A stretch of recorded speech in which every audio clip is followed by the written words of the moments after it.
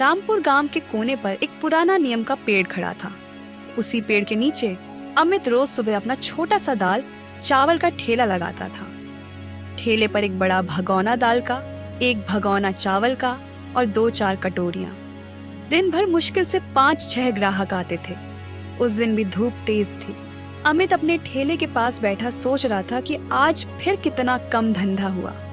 तभी एक आदमी जो रोजाना उसके यहाँ खाना खाता था।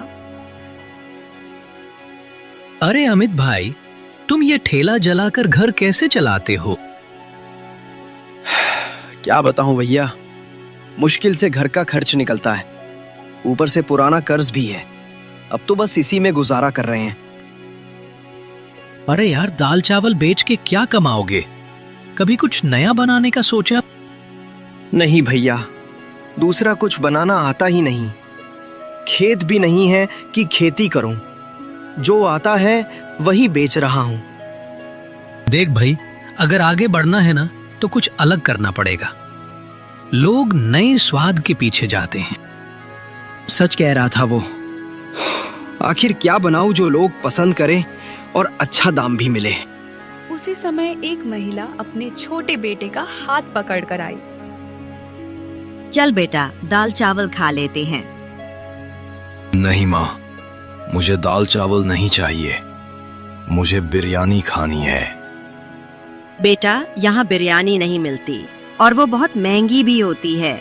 चल, दाल चावल खा ले। नहीं, मुझे नहीं खाना। महिला ने मजबूरी में ठेला छोड़ दिया और बेटे को लेकर चली गई। अमित यह सब चुपचाप देख रहा था। उसके मन में एक बिजली सी कौंधी बिरयानी। हाँ, लोग बिरयानी पसंद करते हैं, महंगी भी है, शायद यही बिके। शाम को जब अमित ने ठेला समेटा और घर पहुंचा तो उसका चेहरा उम्मीद से चमक रहा था। क्या हुआ अमित, आज बड़े खुश लग रहे हो? सोच रहा हूं कल से ठेले पर बिरयानी बेचें। लोग पसंद भी करेंगे और मुनाफा भी अच्छा होगा। करीम को क्यों ना पूछूं, वो होटल में काम करता है, उसे तो बिरयानी बनानी आती होगी, वो जरूर सिखा देगा। ठीक है, पूछ लेना। अगर सच में सीख गए तो हो सकता है हमारी किस्मत बदल जाए। अमित के चेहरे पर उम्मीद की किरण चमक उठी। उस रात वो देर तक बैठा तारों को देखता रहा और मन ही मन ठान चुका था, कल से जिंदगी बदलनी है किसी भी कीमत पर।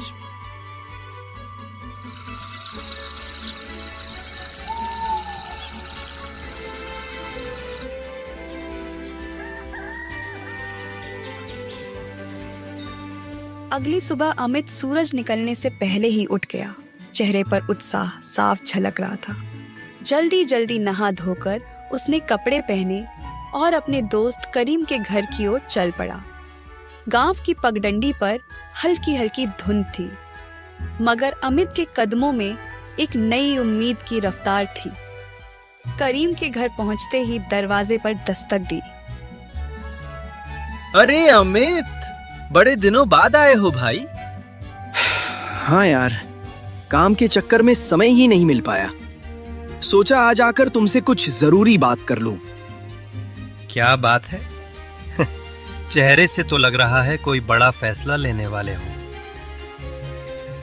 करीम भाई, तुम्हें पता है मेरी हालत कैसी है? ठेले पर दाल चावल बेच बेच कर गुजारा मुश्किल हो गया है। कर्ज का बोझ भी बढ़ता जा रहा है। सोच रहा हूं कुछ नया करूं और इसी वजह से तुम्हारे पास आया हूं। क्या मदद चाहिए भाई? जो होगा मैं जरूर करूंगा। भाई, मुझे तुमसे बिरयानी बनाना सीखनी है। सुना है तुम्हारी बिरयानी का जवाब नहीं। अरे बस इतनी सी बात, ये तो बड़ी आसान चीज है, बताता हूं। सबसे पहले बताओ, मटन की बिरयानी बनाओगे या चिकन की?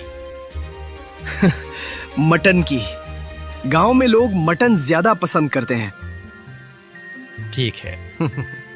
तो सबसे पहले मटन को अच्छे से धो लेना।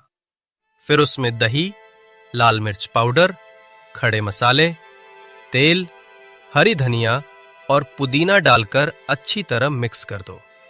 इसे कुछ देर मैरिनेट होने दे। अमित उत्सुकता से उसकी बात सुनने लगा। जब तक मटन मैरिनेट हो रहा है तुम चावल उबाल लो। उसमें भी खड़े मसाले और थोड़ा नींबू डालना, इससे खुशबू बढ़ेगी। फिर मटन को धीमी आंच पर पकाना, करीब 90% पक जाए, तब उसके ऊपर चावल डालकर ढक दो। फिर 30 मिनट दम लगाना और तैयार। अरे भाई, ये तो सच में आसान है। बस सही तरीके से पकाना होगा। हाँ, आसान है, लेकिन याद रखना, दम और धीमी आंच ही असली स्वाद लाती है। अगर ये सीख गए तो यकीन मानो लोग उंगलियां चाटेंगे। बस भाई, अब ठान लिया है। मटन बिरयानी का ठेला लगाऊंगा। उम्मीद है कुछ कमाई हो जाएगी। तुम मेहनती हो अमित, यकीन मानो तेरा ठेला गांव में मशहूर होगा। शुक्रिया भाई, तुमने हिम्मत दी। अब चलता हूं। कल की तैयारी करनी है। घर लौटकर अमित ने राधा को सब बताया। अच्छा हुआ करीम ने बता दिया। कल देखते हैं लोग पसंद करते हैं या नहीं, लेकिन दाम क्या रखोगे? 100 रुपए प्लेट रखूंगा, सही मुनाफा होगा। ठीक है, तो फिर अभी से तैयारी शुरू कर दो। अमित के दिल में नई ऊर्जा थी। उस रात उसने बिरयानी का हर स्टेप बार बार याद किया।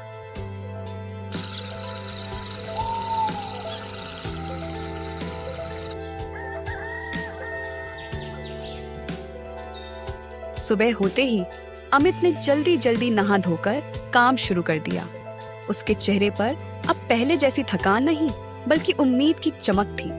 उसने ताजा मटन अच्छे से धोया और करीम की बताई रेसिपी याद करते हुए उसमें दही, लाल मिर्च पाउडर, खड़े मसाले, पुदीना और हरा धनिया डालकर प्यार से मसालों में लपेट दिया। राधा, देखना, आज गांव में ऐसा स्वाद फैलेगा कि लोग खुद चलकर आएंगे। हाँ, भगवान करे आज तेरा ठेला लोगों की पसंद बन जाए। मैं भी तेरी मदद करती हूँ। अमित ने चावल उबालते हुए नींबू का रस और मसाले डाले। रसोई से फैलती खुशबू ने खुद अमित को भी भूख महसूस करवा दी।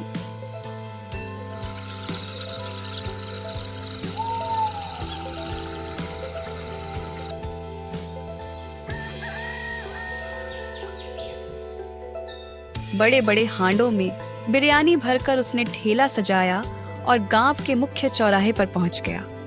जैसे ही बिरयानी का पहला दम खुला, उसकी खुशबू चारों ओर फैल गई। तभी कल वाली महिला और उसका छोटा बेटा वहां से गुजरे। माँ, देखो देखो, यहाँ मटन बिरयानी है।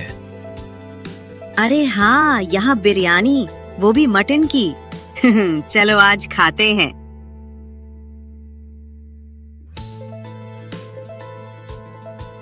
भैया, क्या सच में बिरयानी है? हाँ दीदी, आज स्पेशल मटन बिरयानी है। एक बार खाकर देखिए, उंगलियां चाटते रह जाएंगी। अच्छा, कितने की प्लेट है? बस 100 रुपए की एक प्लेट, और उसमें 2 बड़े मटन के पीसेस मिलेंगे। हाँ? अमित ने प्यार से एक प्लेट परोसी। महिला और बेटा जैसे ही खाने लगे, उनके चेहरे खिल उठे। अरे भाई, ये तो कमाल की बिरयानी है। माँ, ये तो रेस्टोरेंट से भी अच्छी है। एक प्लेट और दे दो। अमित के दिल में खुशी की लहर दौड़ गई। उसने तुरंत दूसरी प्लेट बना दी। इसी बीच 2 बुजुर्ग आदमी ठेले के पास आए। अरे अमित, आज क्या मटन का जायका खिला रहे हो सबको? काका, सिर्फ मटन नहीं, मटन बिरयानी है। लीजिए, चखिए। वाह, मेरी तो पसंदीदा डिश है। 2 प्लेट लगाओ। जैसे ही बुजुर्गों ने पहला निवाला लिया, भाई क्या बात है, ये तो सच में लाजवाब बनी है।